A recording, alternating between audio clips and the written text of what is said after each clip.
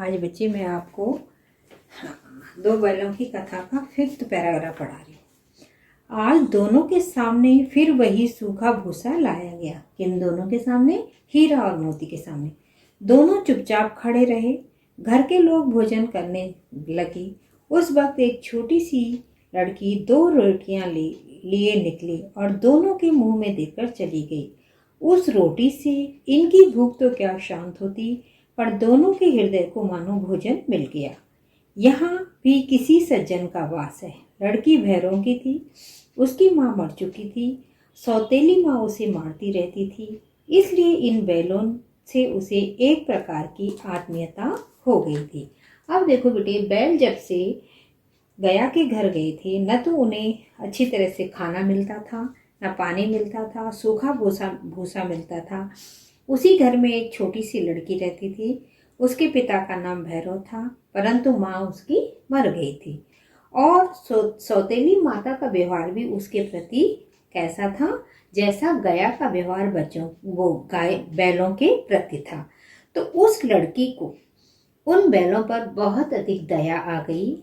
उसे लगा कि जैसा व्यवहार मेरी माँ मुझसे करती है, मेरी सौतेली माँ, उसी प्रकार गया भी इनसे वैसे ही व्यवहार कर रहा है। तो वो लड़की आती और उन्हें 2 रोटियां दे जाती।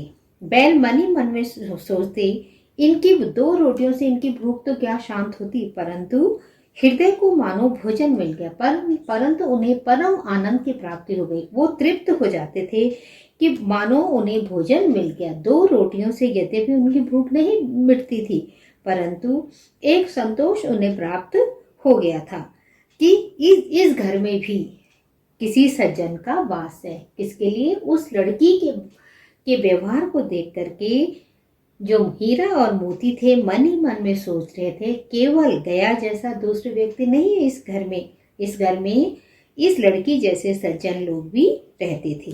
अब दया भाव का क्या कारण था? कि माँ उसकी मर गई थी। सौतेली माँ उसे बहुत मारती रहती थी, इसलिए बैलों के प्रति उसके मन में एक आत्मीयता का भाव पैदा हो गया। ठीक है। दोनों दिन भर जोते जाते, डंडे खाते अड़ते, शाम को थान पर बांध दिए जाते और रात को वही बालिका उन्हें 2 रोटियां खिला जाती। प्रेम की इस प्रसाद की यह बरकत थी कि 2-2 गाल सूखा भूसा खाकर भी दोनों दुर्बल न होते थे, मगर दोनों की आंखों में रोम रोम में विद्रोह भरा हुआ था। अब देखो, प्रेम, वो उस प्रेम के प्रसाद में बरकत थी।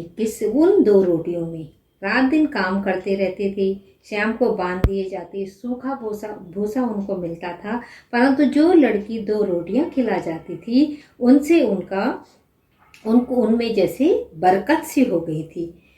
ठीक है। दोनों आंखों में रोम रोम में विद्रोह का भाव था। किससे था? सूखा भूसा। जो सूखा भूसा खा रहे थे, उस सूखे भूसे के कारण जो गया था उसके प्रति उसके मन में विरोध था। एक दिन मोती ने मूक भाषा में कहा, अब तो नहीं सहा जाता हीरा, क्या करना चाहते हो? एक आधों को सींग पर उठाकर फेंक दूंगा, लेकिन जानते हो, वह प्यारी लड़की जो हमें रोटियां खिलाती है उसी की लड़की है। तो जो इस घर का मालिक है, यह बेचारी अनाथ न हो जाएगी।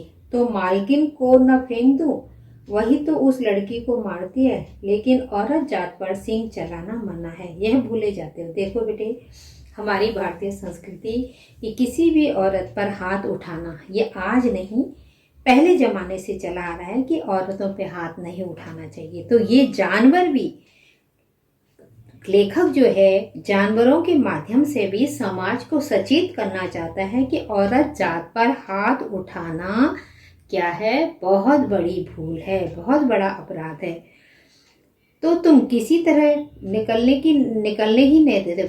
बताओ, तुड़ाकर भाग चले। ये दोनों कौन मूक भाषा में बातचीत कर रहे हैं? हीरा और की।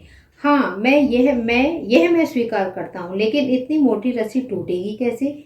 इसका एक उपाय है, पहले रस्सी को थोड़ा सा चबा लो, फिर एक झटके में जाती है। अब देखो बेटे, ऐसा नहीं कि इंसानों पे ही दिमाग है, जानवर भी जो हैं अपने बचाव के लिए, अपनी आज़ादी के लिए क्या करते रहते हैं? हमेशा अपनी आज़ादी के लिए प्रयास करते रहते हैं और कोई भी प्रयास कभी विफल नहीं होता है। इस बात का हमेशा ध्यान रखें कि अगर हम कोई भी प्रयास करेंगे तो वो हमारा कभी विफल नहीं होगा। रात को जब बालिका रोटियां खिलाकर चली गई, दोनों रस्सियां चबाने लगे, पर मोटी रस्सी मुंह में न आती थी। बेचारे बार बार जोर लगाकर रह जाते। सहसा घर का द्वार खुला और वही लड़की निकली। दोनों सिर झुकाकर दोनों की पूंछ खड़ी हो गई। उसने उसके माथे सहलाए और बोली, खोलती हूँ, चुपके से भाग जाओ, नहीं तो यहाँ के लोग मार डालेंगे। आज घर में सलाह हो रही है कि इनकी नाकों में नाथ डाल दी जाए। उसने गराव खोल दिया, पर दोनों चुपचाप खड़े रहे। मोती ने अपनी भाषा में पूछा, अब चलते क्यों नहीं? हीरा ने कहा, चले तो, लेकिन कल इस अनाथ पर आफत आएगी। अब इसी पर संदेह करेंगे। सहसा बालिका चिल्लाई, दोनों फूफा वाले बैल भागे जा रहे हैं। ओ दादा दादा, दोनों बैल भागे जा रहे हैं, जल्दी दौड़ो। अब ये जब उसे लगा कि मेरे खोलने पर भी ये बैल नहीं जा रहे हैं, तब उसने ऐसे ही शोर मचा दिया जिससे कि बैल भाग जाए और कोई उसको ना उस पर दोष न डाले। और बैल क्यों नहीं भाग रहे थे पहले?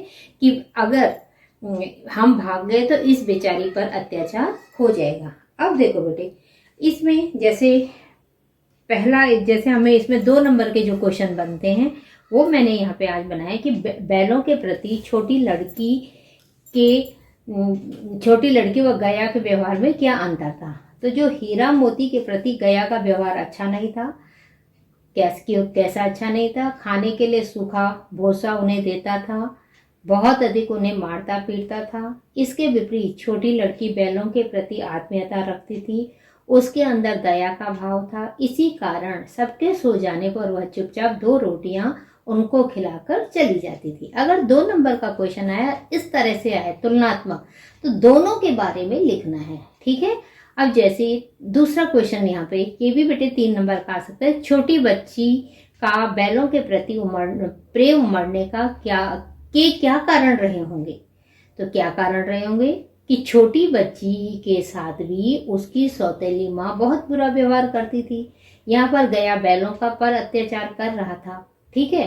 छोटी बच्ची की माँ मर चुकी थी, उसे अपनों से बिछड़ने की पीड़ा अच्छी तरह ज्ञात थी। उसी तरह क्या है, ये बैल भी अपने मालिक से बिछड़ गए थे, इसलिए बिछड़ क्या गए थे, उनको भेज दिया गया था, अलग हो गए थे उससे, तो ये दुखी थी। छोटी बच्ची का मन छल कपट से रहित था, मतलब उसके मन में कोई छल कपट नहीं था किसी के प्रति।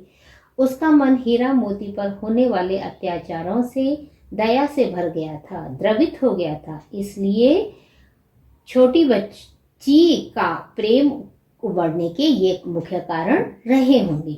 अब बैल क्यों नहीं भागे? बैलों को जब लड़की ने खोल दिया था तो वो क्यों नहीं भागे, ये एक